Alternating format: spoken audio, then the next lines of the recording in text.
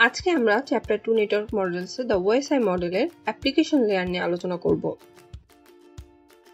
এর আগের ভিডিওগুলোতে আমরা OSI and ISO কি, 7 layers of OSI, TCP/IP and OSI model, physical layer, data link layer, network layer, transport layer, session layer, presentation layer নিয়ে আলোচনা করেছি।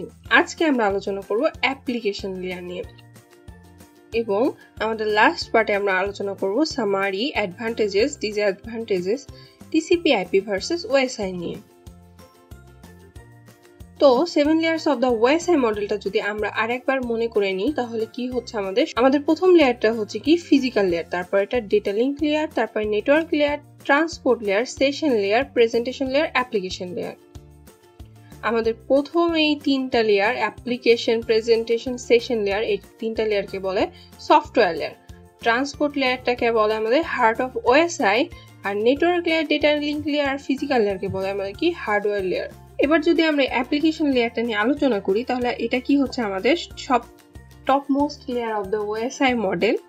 এটা আমাদের top most layer of the OSI model, আর এটাতে আমাদের কিছু সার্ভিস প্রোভাইড করা হয় এই লেয়ারে। সেগুলো হচ্ছে email transferring files, distributing the result to user, directory service, network resources, etc.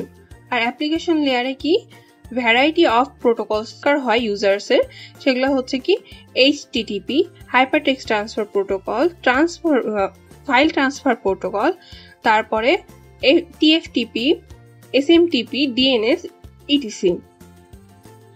এখন যদি আমরা দেখি যে আমাদের হচ্ছে অ্যাপ্লিকেশন লেয়ারটা কিভাবে কাজ করছে, তাহলে আমাদের কি হচ্ছে, আমাদের ইউজারের কাছ থেকে আমাদের ডেটাটা আসছে অ্যাপ্লিকেশন লেয়ারে, সেখান থেকে আমাদের এই মেসেজটা, আমাদের এই ডেটাটা কি হচ্ছে প্রেজেন্টেশন লেয়ারে যাচ্ছে। প্রেজেন্টেশন লেয়ারে যে বিট রিপ্রেজেন্টেশন হচ্ছে, তারপরে বাকি লেয়ারগুলো পার করে আমার রিসিভারের প্রেজেন্টেশন লেয়ার থেকে আবার অ্যাপ্লিকেশন লেয়ারে যাচ্ছে, যেটা কি হচ্ছে আমার হচ্ছে রিসিভার যে ছিল সে তখন সেই ডেটাটা পাচ্ছে। এখানে বলা হচ্ছে the application layer is responsible for providing service to the user.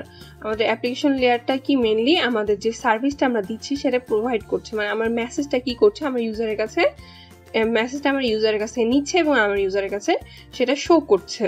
কারণ আমাদের প্রেজেন্টেশন লেয়ারে আমরা দেখেছিলাম যে হচ্ছে আমার ইউজারের প্রেজেন্টেশন লেয়ারে কি হচ্ছিল, আমাদের এই মেসেজটা যখন আসার পর সেটা সাইপার টেক্সটে পরিণত হচ্ছিল, তারপরে সেটা রিসিভারের প্রেজেন্টেশন লেয়ারে যে প্লেন টেক্সটে রূপান্তর হচ্ছিল এবং সেখান থেকে কি হচ্ছে আমার অ্যাপ্লিকেশন লেয়ারে যে আমার ইউজারের কাছে সেটা প্লেন টেক্সট হিসাবে শো করছে। এবার যদি আমরা অ্যাপ্লিকেশন লেয়ার ফাংশন গুলো দেখতে চাই তাহলে আমরা দেখবো যে 1 নম্বরে হচ্ছে কি মেল সার্ভিসেস।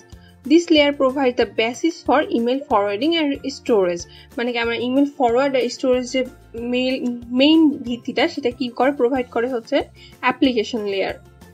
তারপর কি নেটওয়ার্ক ভার্চুয়াল টার্মিনাল, এটা আমাদের ইউজারকে অ্যালাউ করে লগ ইন করতে দেয় রিমোট হোস্ট থেকে। The application creates software emulation of a terminal at remote host. User's computer talks the software terminal, which in turn talks to the host and vice versa. মানে কি আমাদের user computer যে ছিল, যেটা আছে আমাদের user computer, সেটা কি হচ্ছে সফটওয়্যার টার্মিনালের সাথে কোনো কথা বা আমাদের মেসেজগুলো দিচ্ছে, সেম ভাবে হচ্ছে কি করছে এর বিপরীত কাজটাও হচ্ছে এখানে। Then the remote host believes it is communicating with one of its own terminals and allows user to log on.